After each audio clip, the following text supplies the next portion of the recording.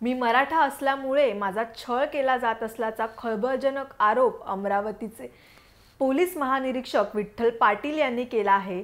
त्याचप्रमाणे असा संदेश त्यांनी आपल्या पोलीस अधिकाऱ्यांना व्हॉट्सअपद्वारे पाठवला आहे। गेल्या 2-3 दिवसांपासून हा संदेश सोशल मीडियावर व्हायरल होत आहे।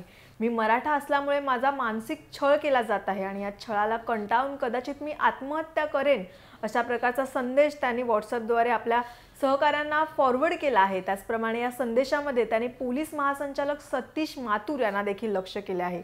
डीजींकडून होणारी सततची अवहेलना ही सहनशक्ती पलीकडची आहे।